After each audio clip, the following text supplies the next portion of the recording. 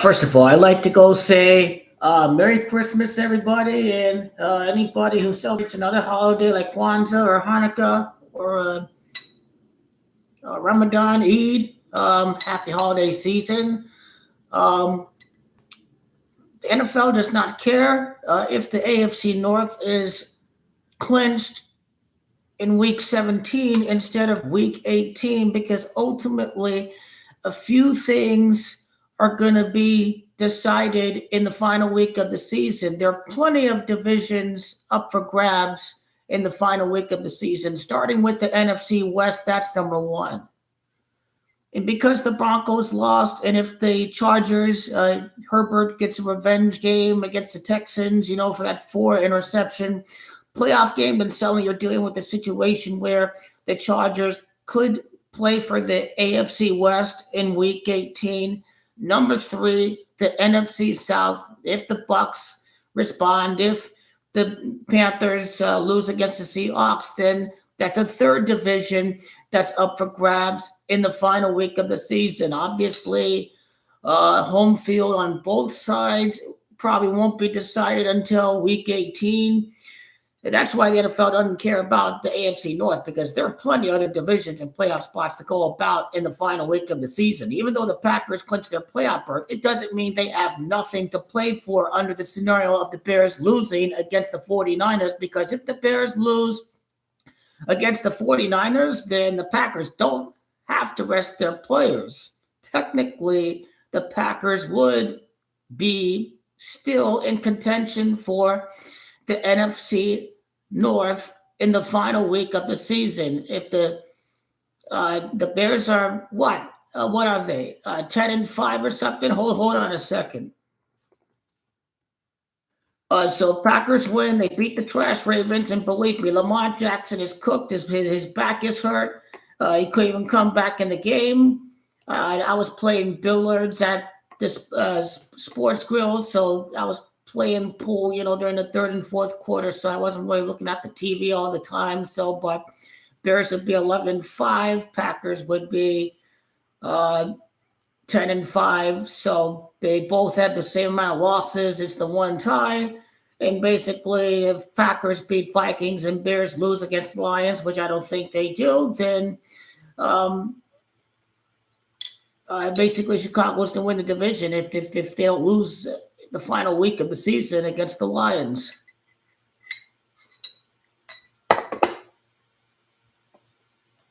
Now, this is going to open the floodgates.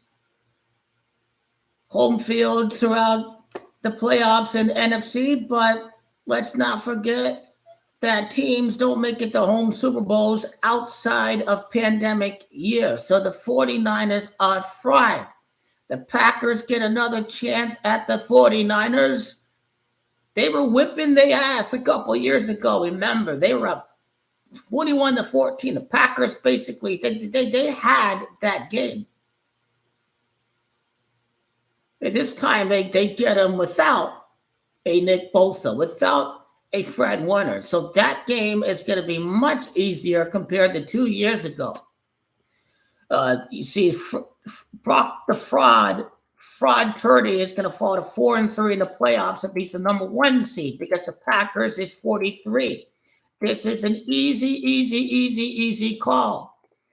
The 49ers, if they get the number one seed, are a lock to be one and done. If they play the Packers, they're one and done. If the Bears lose against the 49ers, who wants to see them lose another game against the 49ers? We know this Bears team is god-awful. Yeah, they beat Philadelphia, but they very disjointed throughout the whole season. They lost against the Packers, and they need a fluke onside kick. They needed to shut off the sideline coolers. They needed to take out the starting quarterback in order to beat the Packers. So this Bears team, they are fraudulent.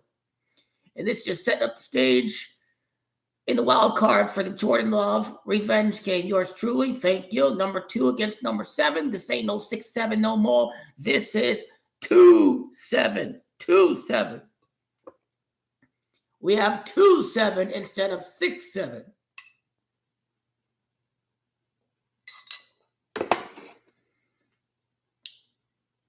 4-2 in the playoffs, falling to 4-3. That's fraud turkey for you. This team is cooked. They're finished. They're one and done. It's the Packers' fifth Super Bowl. The losing streak in the playoffs against the 49ers ends at 5. So, yeah, if the Packers have a lot to play for in the final week of the season, that's an 11-win team. And that's a team that have a winning record without Micah Parsons. And they'd be, what? 2-1 without Micah Parsons. 2-1. They'll be 4-1 without Micah Parsons, like Super Bowl, like the Bay Area. Literally at the Bay Area, too.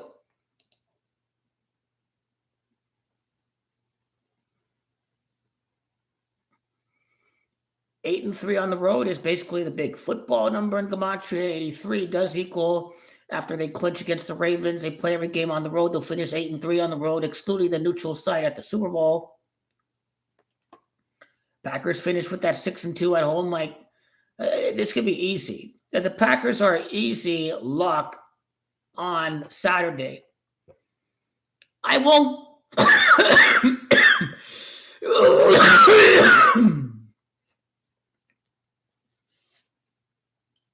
I won't go as far as to say that the Chargers will be a lock, but understand that if the Chargers win, then the Packers are also going to win.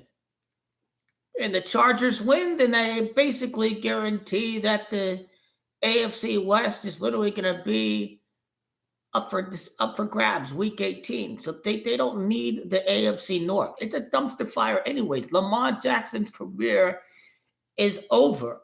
He is injury prone. He can't cut it out in the playoffs. He's washed. He's literally washed. He doesn't know how to keep himself healthy.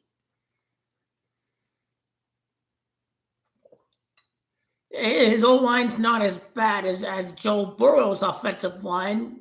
Imagine what Joe Burrow can do on a much better team.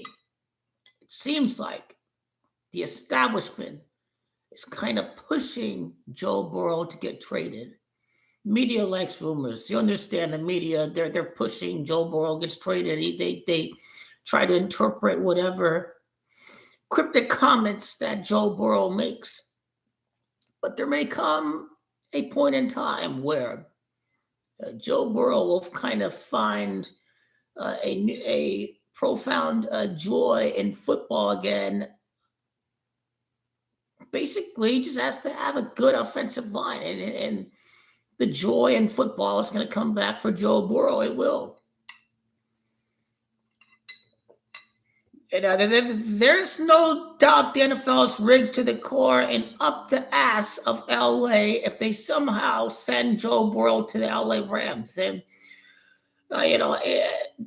if that happens, then basically the NFL decides who's good and who isn't good. Like that Goff Stafford trade, it wasn't some independently operating general managers making that trade. The NFL told these general managers, here's the trade. You guys do it. Get it done. Because it was a better script if you had this great quarterback who was cursed on the Lions, wins on a different team. So there's no doubt the NFL likes pushing certain teams to be good when they manufacture these trades to happen.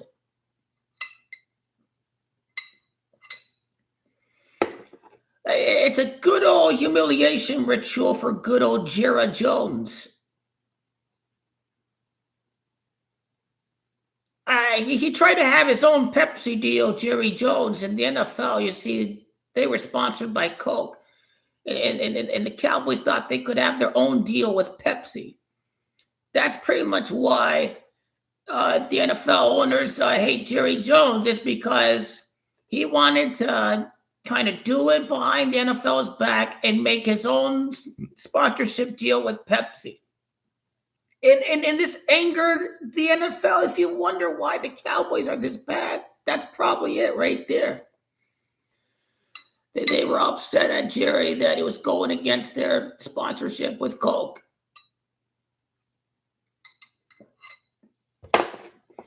Yeah, Packers 4-3. Basically, this is fraud tourney's playoff record. It's going to fall to 4-3.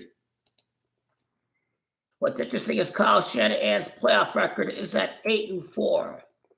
This is going to connect to stars Jeff Age at 85. Kyle Shanahan is currently 8-4. Now, Star died at 85. Now, what else is 85? When I load the gematria data calculator, basically, Coach Kyle Shanahan is what equals 85 when I get there. And now this guy's going to sell out and suddenly get injured or make a key fumble. The NFL is scripted that way. That's what Christian McCaffrey's going to do.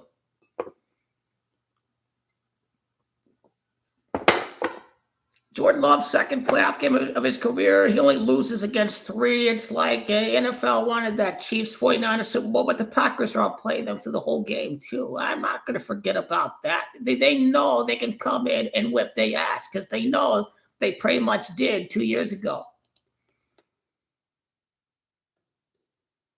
Coach Kyle Shanahan in reverse does equal 85, by the way. Hey, Merry Christmas Eve. Hallelujah. We almost there, baby. The Coach Kyle Shanahan equals 85. So, I guess it appears that the Rams play the Panthers, or Stafford is from Tampa. So some way, somehow, if the Bucs win the division, then Rams are heading off to Tampa. Kind of a weird year where, 4 different teams in the conference all won 13 games. I guess they're all really good, or there are many garbage teams that are just tanking. Is it tanking, or is it something else? So I don't think there are many teams in the AFC that are going to get the 13 wins this year.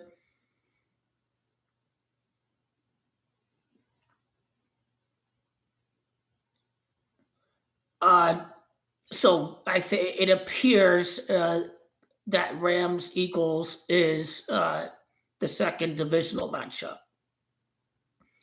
What is not entirely decided yet is who the Packers play in the NFC Championship game. And I think that will be between the winner of the Eagles-Rams game. I think Eagles-Rams is the divisional matchup. Eagles beat the fraud Seahawks. I think that's very easy.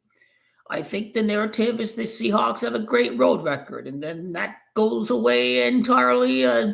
Eagle defense against a turnover-prone Seahawks team. That's where the Eagles are going to win and advance to the next round. So it appears it is basically Packers against Eagles, or it's Packers against Rams.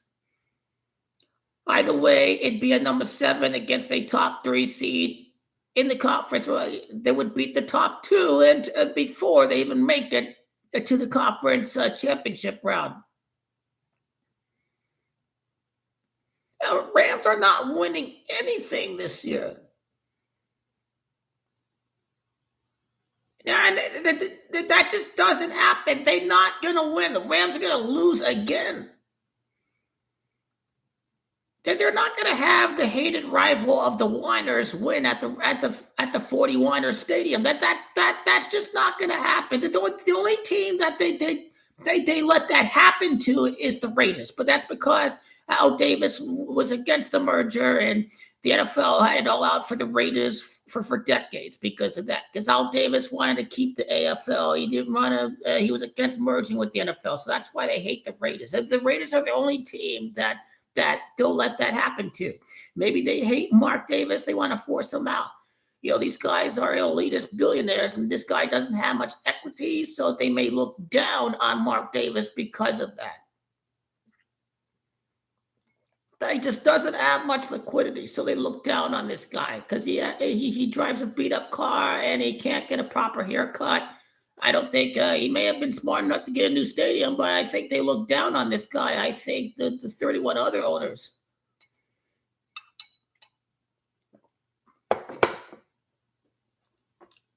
Hey, yeah, that is very interesting. LA Rams or the Eagles for the Green Bay Packers?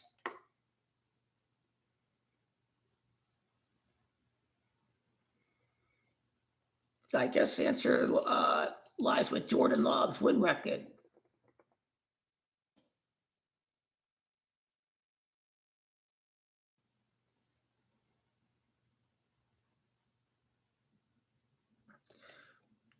Jordan Love practices. He remains in concussion protocol, but he back in practice. It's generally a 1-2 week injury.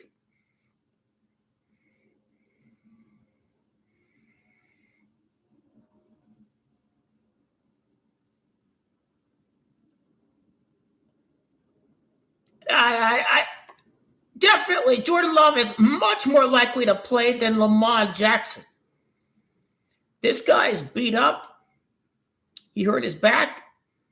He's had injury after injury after injury this year. Is he even going to be the same player? He has lost his explosiveness and his running ability. You have to think about the fact that it's a lost season for the Ravens. And a guy approaching 30 years of age, you want to protect your future investment for future seasons. Why aggravate anything further in what you know is a lost season? Your season ended when you lost against the Patriots. At home at frigid Green Bay, with Derrick Henry's fumbling problems this year, Packers got this. Ravens are a bang average team this year. The Packers can have no problems against the Ravens. Oh, yeah, here's something else you need to know, too. So Jordan Love's going to enter the game with a 2-2 playoff record at Levi's Stadium, and Levi's is 22. But also, if you look at Fraud Purdy,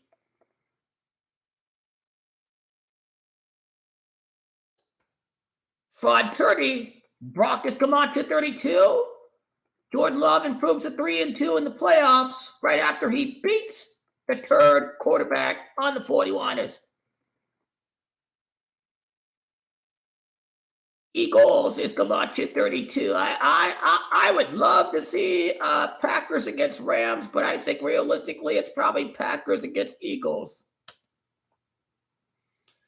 But Love will be 3-2 in the playoffs, entering the NFC title game. He beats the Fraud 30, and the Eagles are next. There's not much 32 with the Rams.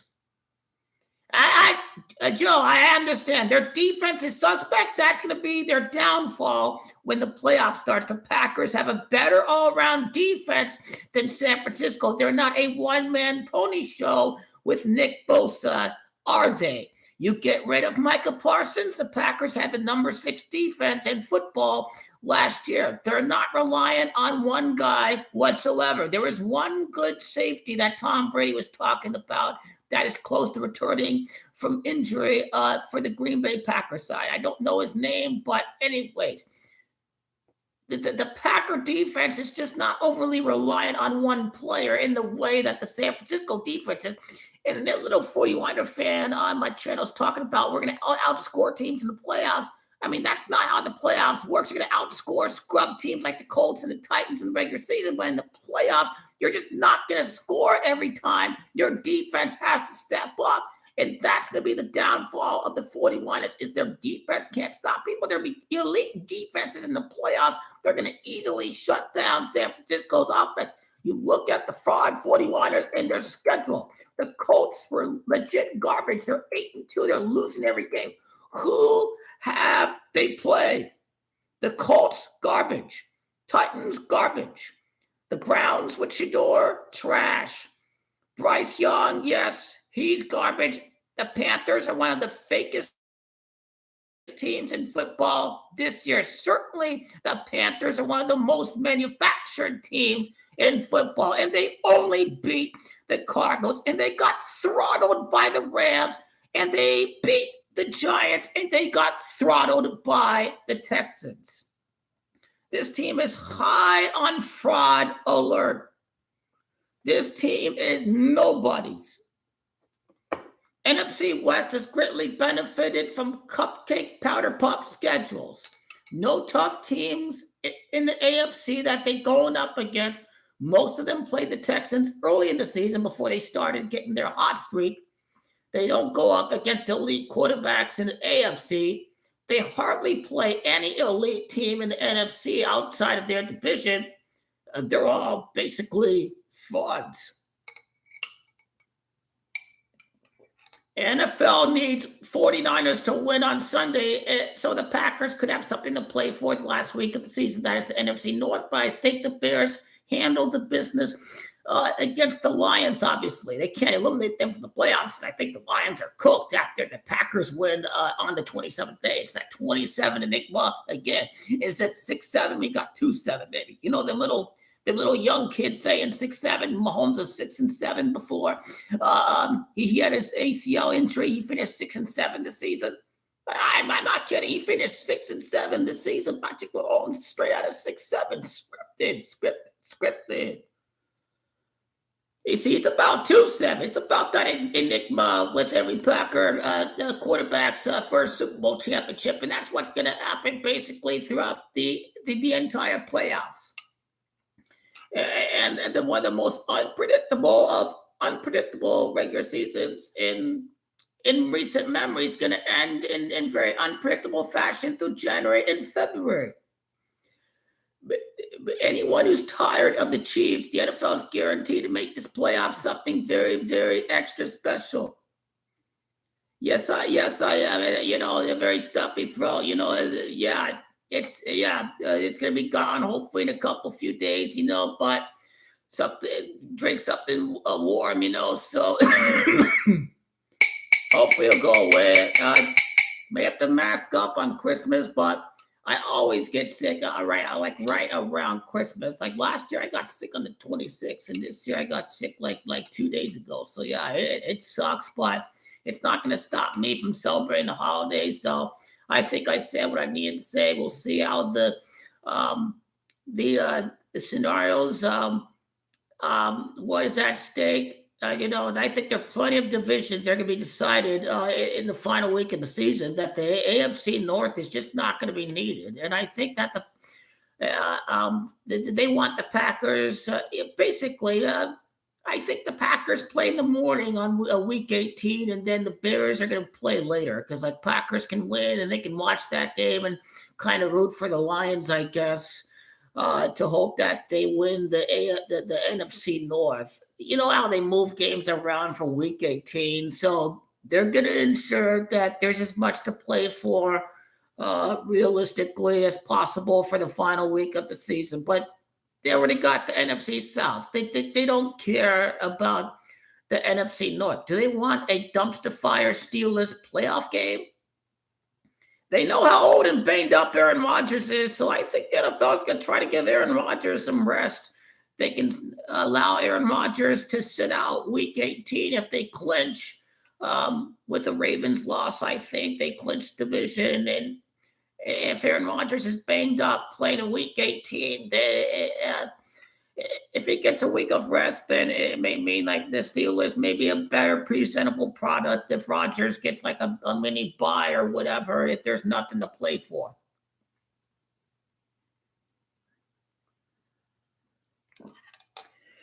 Hey, bye. Merry Christmas, everybody. Hopefully we beat the ass of Kevin Durkin and the Houston Rockets. I can't wait for that game. The NFL is boring on Christmas. The Lions are going to have false hope, whatever. It's predictable. I really don't care about the Cowboys in Washington. I suppose the Spurs and Thunder could be interested if the Spurs throttle the Thunder. I see what you're doing there, NBA, right there, when you told the Thunder to take the game off because you lost twice against the Spurs, and now they're playing on Christmas. So very interesting dynamics right there. I don't care much for Cowboys, Washington, or any of the other NBA games. Really, it's just about Lakers and Thunder, and um, it's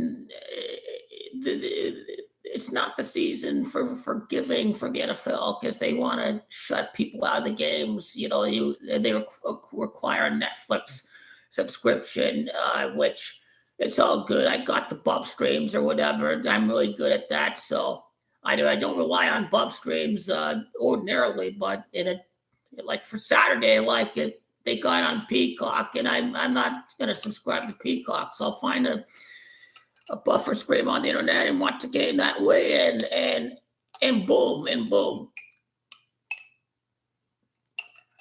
Merry Christmas. Stay safe and have a good time with the families. Okay.